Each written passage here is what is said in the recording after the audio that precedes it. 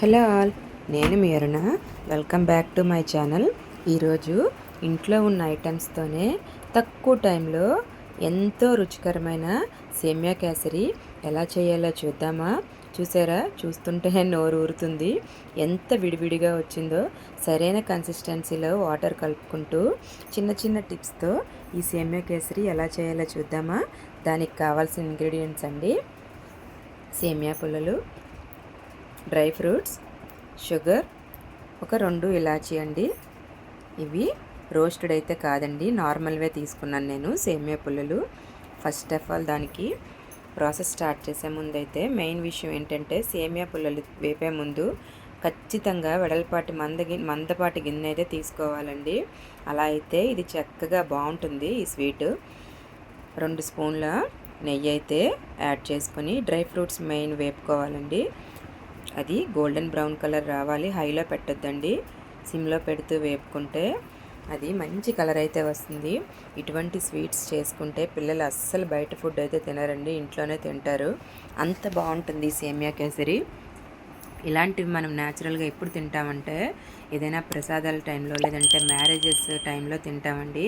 కానీ ఇలా ఇంట్లో చేసుకుంటే అదే టేస్ట్తో చక్కగా వస్తుందండి. ఎలా చేయాలో మరి చూద్దామా? దానికి డ్రై ఫ్రూట్స్ వేపేసుకొని పక్కకు తీసేసుకొని, అదే గీలో కొంచెం గీ అయితే కావాల్సితే యాడ్ చేసుకొని, ఈ సేమియా రోస్టెడ్గా అయితే మీడియం ఫ్లేమ్లో వేపుకోవాలండి. చూడండి, ఆల్రెడీ కలర్ అయితే వచ్చేసింది. అది తీసి పక్కన పెట్టేసుకొని, ఒక కప్పుకి కంప్లీట్గా 1.5 కప్ వాటరే తీసుకోవాలండి.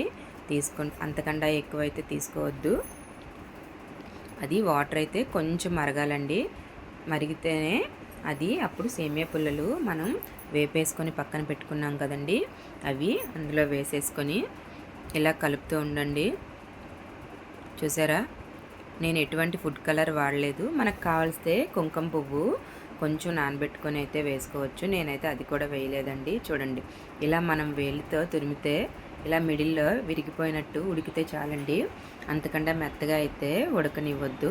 మనకి వాటర్ కూడా దగ్గర పడింది చూసారా? ఇలాంటి టైంలోనే మనం ఇక్కడ షుగర్ అయితే యాడ్ చేసుకోవాలండి. నాకు పిల్లలు తినే టైంలో నేను షుగర్ అయితే యాడ్ చేసుకున్నాను. మీకు స్వీట్నెస్కి తగ్గట్టు మీరు అంతకన్నా ఎక్కువైనా వేసుకోవచ్చు. నేను తగ్గించి అయితే వేసుకున్నాను. చూసారా, వాటర్ కొంచెం ఉంటుండగానే షుగర్ అయితే యాడ్ చేసుకోండి. కంప్లీట్గా డ్రైగా ఉన్నప్పుడైతే షుగర్ యాడ్ చేయొద్దు. కొంచెం మనకు వాటర్ అయితే తెలుస్తుంది. చూసారా, ఇలా బబుల్స్ వస్తాయి. ఇది బబుల్స్ దేనికంటారా? షుగర్ యాడ్ చేస్తాం కదండి, అది కొంచెం పాకంలాగా అయితే ఇలా బబుల్స్ అయితే వస్తాయండి. చూడండి, ఇలాంటి టైంలో కొంచెం ఇలాచీ వేసుకుంటే మంచి ఫ్లేవర్ అయితే వస్తుంది. ఆల్రెడీ కలర్ అయితే చేంజ్ అయింది. ఎంత చక్కటి టేస్ట్తో ఆల్రెడీ దగ్గర పడిపోయిందండి. ఇలాంటప్పుడు మనం వేపుకొని పక్కన ఉంచుకున్నాం కదండి ఆ డ్రై ఫ్రూట్స్, అందులో వేసేసుకుంటే గుమగుమలాడే ఎంతో చక్కటి టేస్ట్తో సేమియా కేసరి రెడీ అండి. ఈ వీడియో మీకు నచ్చినట్లయితే లైక్ చేసి, షేర్ చేసి, సబ్స్క్రైబ్ చేయండి నా ఛానల్ని. మరిన్ని వీడియోస్ కోసం అయితే అరుణ రవి ఛానల్ని అయితే సబ్స్క్రైబ్ చేయండి. చూసారా, చూస్తుంటేనే నోరు ఊరుతుంది. బాయ్ అండి.